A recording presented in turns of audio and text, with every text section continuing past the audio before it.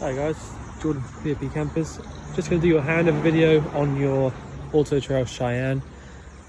So if we start under the bonnet, put your engine battery over here on the left hand side. You see the positive terminals all the way down the back there. It looks a bit confusing, but there is only actually one actual point for the positive, which is just there. So that's the only bit you actually have to sort of worry about if you want to take it off. Brake fluid attached to the servo down the back. Power steering fluid or oil just here in the front reservoir. Your engine oil goes in through this cap just here at the front, and you check your engine oil from this yellow topped dipstick down the bottom. Your engine coolant sits up here in this reservoir at the top. Behind here is basically just engine stuff. You don't need to worry about any of that. It's all just sort of fuses and relays and things. Same for under this box just here, exactly the same thing. Air filter sits underneath inside here, and your washer fluid goes in this reservoir with the blue top just here.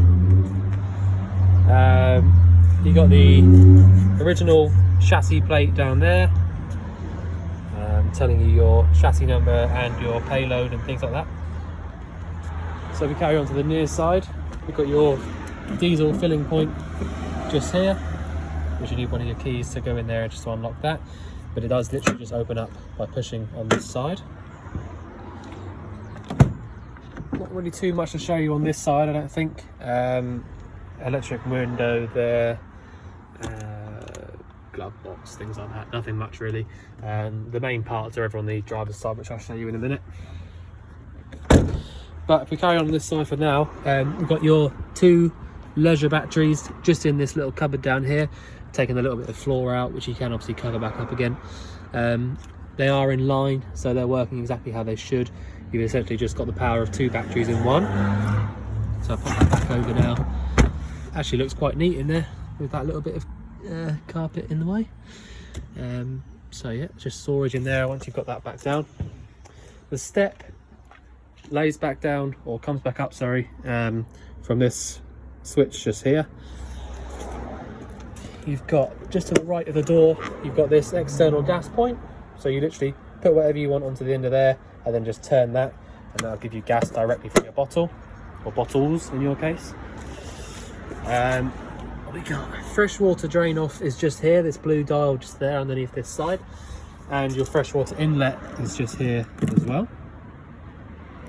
So push in and round to the right until it stops, and then pop your key in there and turn it, and that'll be it locked up.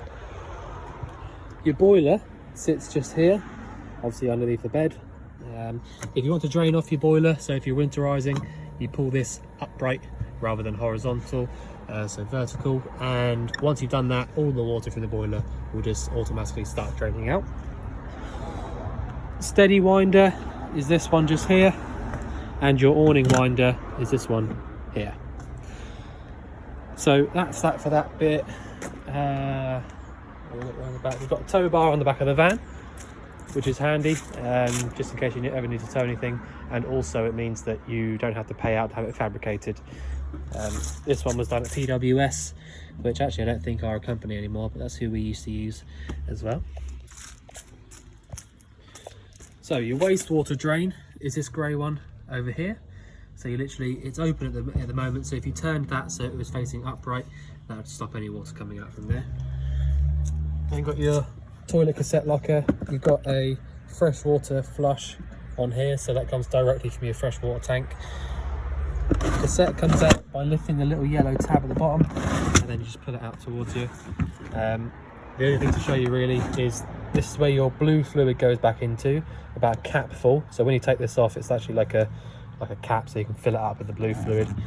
Pour it back in and shake it up when you're empty.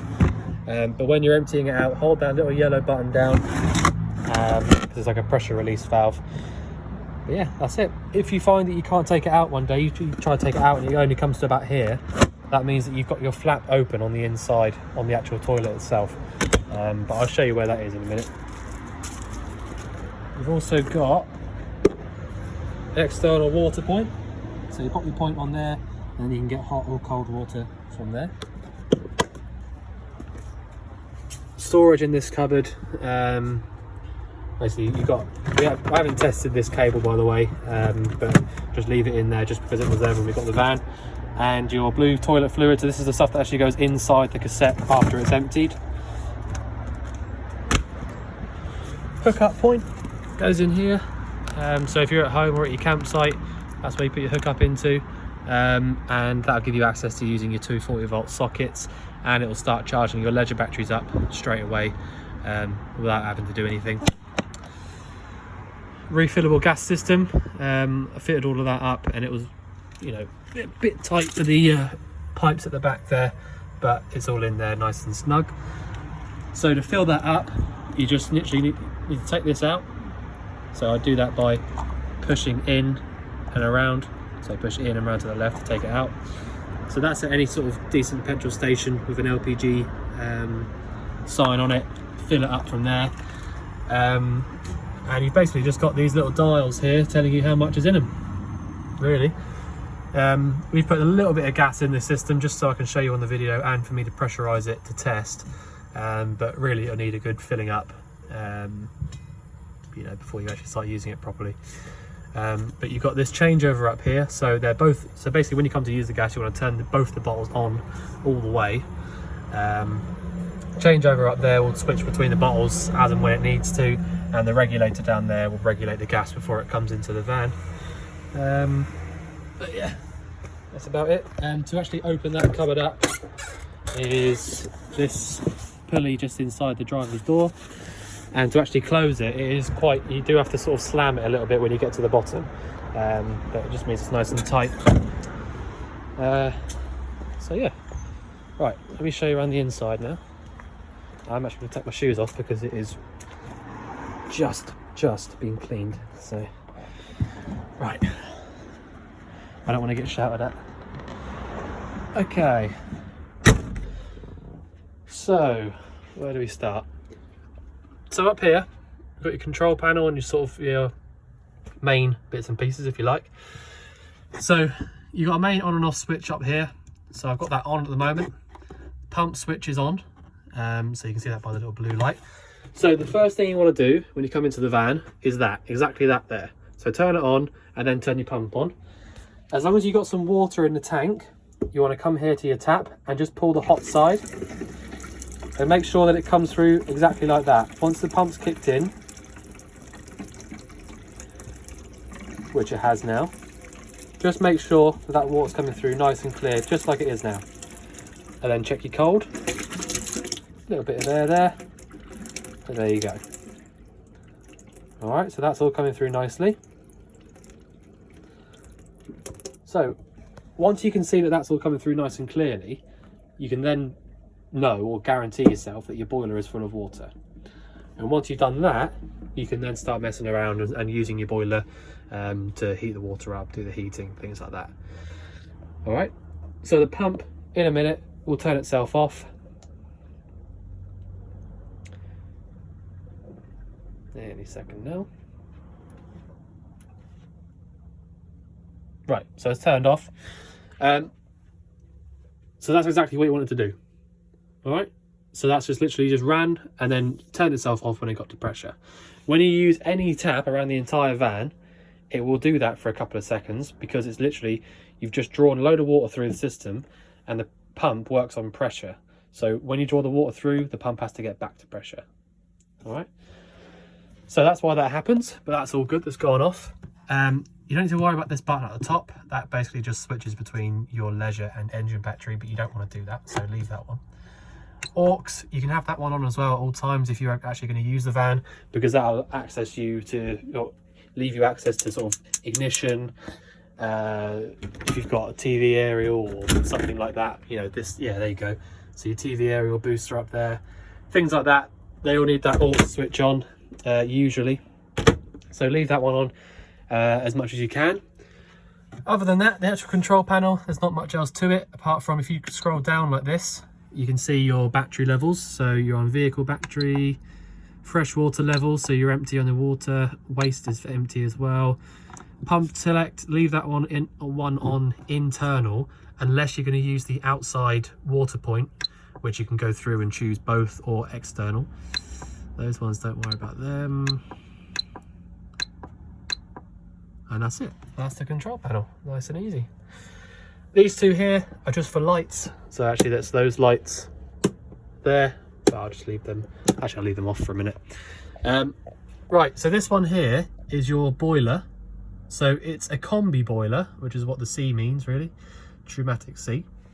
So like I said, your boiler just sits just there underneath the bed. So at the moment, I've got the boiler on heating only, which is what this little symbol here means. All right, so at the minute, the boiler is lit up and the fan is running. So I'm getting hot air pumping through these little vents around the van. So there'll be a few more dotted about. There's one there, one down there, one down there, and there'll probably be one in the bathroom as well. It usually is down there. So I've had that on for probably 20 minutes and it's already really quite warm in here. So that's just sort of giving you an example of how well these systems work. So yeah, that's it. I mean, there's a little thermostat which is just here. So that'll just be taking in a temperature, and that's what these numbers on the actual front do. So you got 1 to 9, or actually 1 to 10, but it doesn't say the 10 on it. And yeah, so you know, it's pretty straightforward. So that's the heating on its own. If you've got water in the boiler, which we do at the moment, you can go down one more. You get the little amber light inside there come on. The amber light means that water is being heated up. And so you see down here, you've got the heating sign again. So we've got heating, but we've also got 60 degrees of hot water. So now the boiler is heating the van up, pumped with the fan pumping around the hot air, but it's also now heating up the water inside of the boiler. Right, so I'll turn that off now. Back to the middle, flame goes straight out, but the fan will carry on running for a couple of minutes just to cool itself down. It's like a cool down cycle. So if you want hot water only and no heating, go up 1 for 40 degrees or up 2 for 60. And it really is as easy as that. So some people call it, or what they used to call it in the old days was summer settings at the top, winter settings at the bottom. Because in the winter you'd want hot water and heating, but in the summer you would only want hot water. All right, so that is really it. That is, you know, very, very simple. I'll pop it back to the middle now to turn it off. The only other thing I want to show you, boiler wise, is this switch just down here. So this is for the hot water only. It doesn't do the heating or anything. But if you have a hookup cable plugged into the van and you switch this button on, it will glow up and it will basically be warming the water inside the boiler via the electric element. So that'll only work when you've got a hookup plugged in, and I don't at the moment, so that's why it's not glowing up. All right. So you've also got down here your gas isolator valves. So they'll all have a little symbol on them, each one. And if you have a problem with any of your gas appliances, you can isolate them individually down there, so that you can sort of carry on with your holiday and not worry about it. Obviously let us know if you get any issues, but you know, at the moment as it stands, it's absolutely perfect. So you know, you shouldn't have any issues at the moment, but if you do run into any issues, let us know. But you, like I said, you can isolate things from down there. You've also got down here that little switch there on the left hand side, Ultra Store. So if you don't have that switch on there like it is now, you won't be able to use that button there. And the one next to it should say, oh, well, it powers the fridge, I believe. Yeah. So they're both 240 volt isolators basically. So if these two were off like that and I had a hookup plugged in, I wouldn't be able to use the hot water on the boiler because that button there wouldn't be working, and I wouldn't be able to use the 240 volt on the fridge either because this button is off. So you can leave both of these on because they don't do anything until you know, play with something else. They're just isolator switches. So talking about fridges, we'll show you through that now. So you've got this little lock up here. So in the position where it was is an unlock, so you can close it up and then put it over to the lock, and that stops the fridge from coming open. Don't try and force it when you're trying that because they aren't the strongest of things, but it's basically just a travel catch really. So pop it to the lock when you're driving and it won't come open, but just make sure that you do put it back before you try and open it, because you know you could quite easily break it off. Anyway, so there's 3 ways to use this fridge. So you've got gas, 240 or 12 volt. So gas is obviously gas. As long as you've got your gas bottle on, that will light up. So if I just show you now, this is literally all you have to do. You don't have to push anything down, press any igniter, nothing like that. Just literally turn it to gas.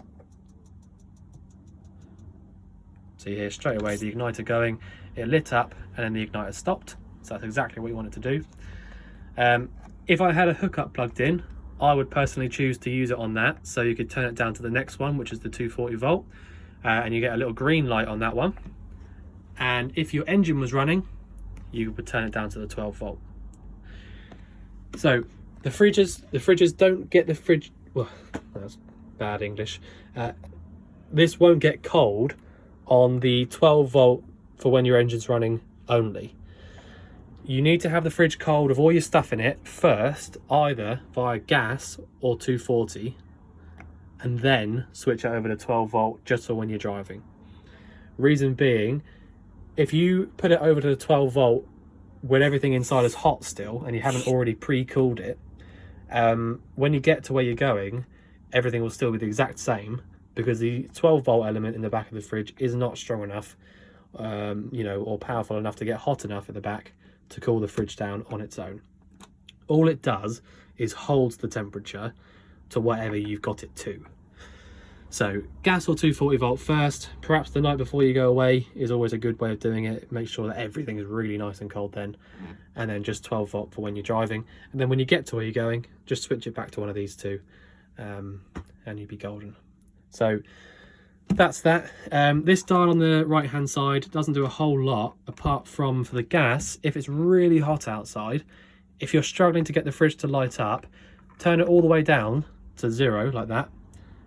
If it lights up then, great, and just turn this back round to the maximum again. All it does really is sometimes it can allow you to, it sort of overloads it with gas sometimes if it's too hot outside. So just turning it down and then trying it like that just sometimes helps it along, I find. So, but that's that. So that's the fridge. I'll just switch that off now. So you've got a 3-burner hob, grill, oven. I say 3-burner because you've got this one here, which is actually a hot plate. So that's for when your hookup is plugged in. You can use it from here. So 1 through to 6. This little thing will light up when you start using that as well. But one thing to point out, absolutely doubly, triply check. Obviously don't touch it. But if you've got a hookup plugged in, absolutely make sure that you don't put this glass lid down when this is on by accident. Because these get, I mean, obviously all of these get really, really hot, but if you don't realise that this is on, these get amazingly, amazingly hot, and the glass will shatter if you have this on and the glass lid down. So just make sure that you've got everything off before you put the glass lid down. And also you should always leave the glass lid up for a little bit after you've used any of these burners, for the same reason. You know, if it's cold on the top and hot on the underneath, it will just shatter. So just make sure that you put these down once these are all sort of cold again. Same for the grill and the oven actually as well. It's okay for the oven actually because the vents for the oven are at the back here. But if you've had the grill on for a little while and you turn it off and put the glass straight down, the grill's vent is this bit here in the middle. So, you know, just bear that in mind. Make sure that you don't just put the glass down straight away. So, yeah. Grill, the oven, the grill door needs to be open when you're using it. And the oven is, you know, it's easy. The ignition works for all of these 3 burners, grill and oven simultaneously. The grill one is just here, one that says grill, and then you got oven here as well. That all works from gas marks alongside the actual dial itself.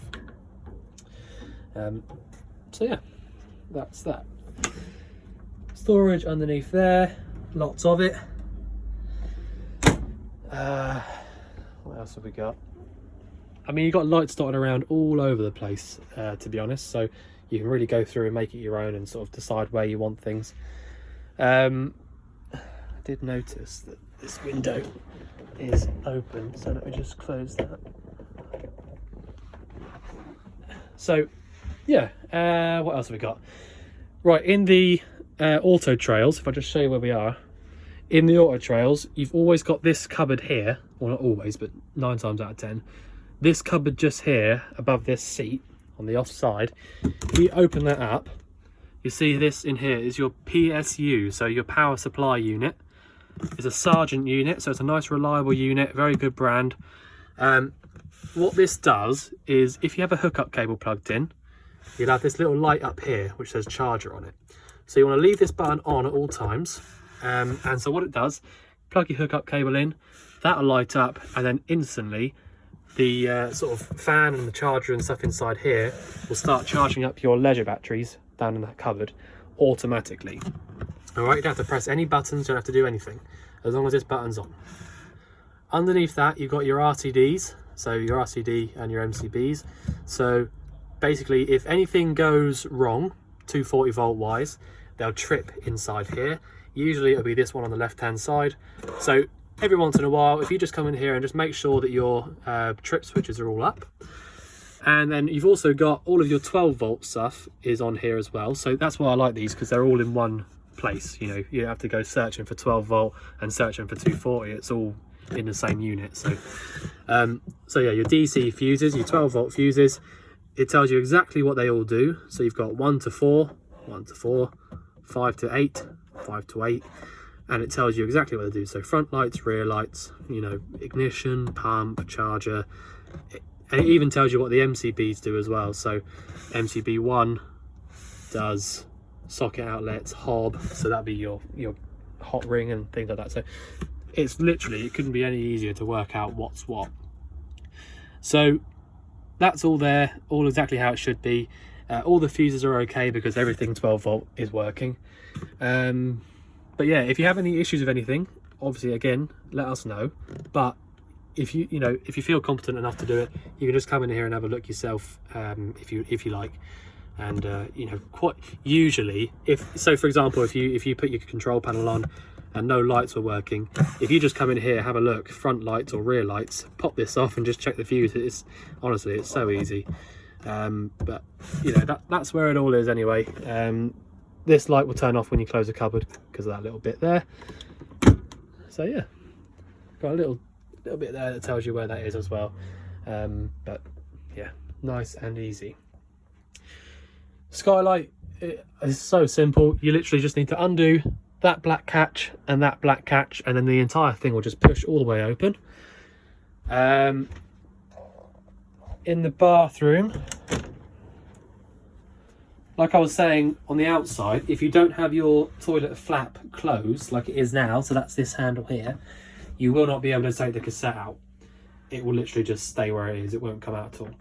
So you need to make sure that you do that. To actually flush the toilet, you push this blue button down here. So flush fluid pumps around. And like I said, it's a freshwater flush. So as long as you've got a little bit of water in your freshwater tank, that will work. Empty it out like that and then close it back. I don't feel like I need to show you how the shower works because I'll get soaking wet, but also it is literally just use that little dial down there like any household shower. Hot to the left, cold to the right. And obviously, like I said, just make sure that you actually have hot water before you start trying to use it. Light in there works exactly how it should, and that one there as well. They all work off that little switch just there. So yeah, okay. Right, so let me close that up.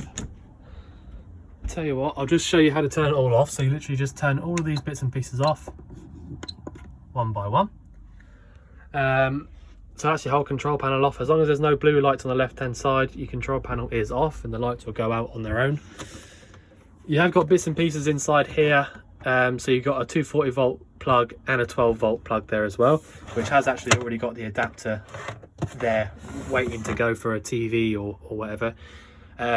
There's an aerial point just to the right of that socket there as well, again ready to go for the telly.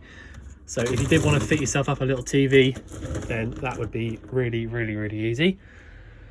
I'll just show you around the cab as well, won't I?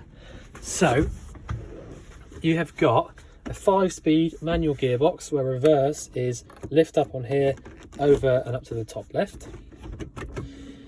Hazard lights just here in the middle. Front and rear fog lights. I forgot what they were called for a minute. This button here would have been your heated rear window, so obviously don't expect that to work because there isn't a rear window anymore.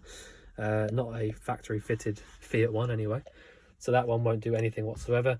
This little bit down here basically just turns the air from being drawn in from outside or recirculating like that.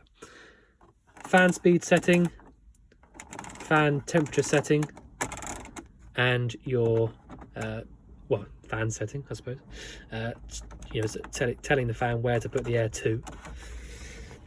Cruise control's all been fitted up by Inti, and you know he tested it all and it all works exactly how it should. I haven't used it personally, but he did say it is quite simple. I think he's left the paperwork in here somewhere as well, so you can have a little look through there if you want to. But you know, it's all pretty simple stuff.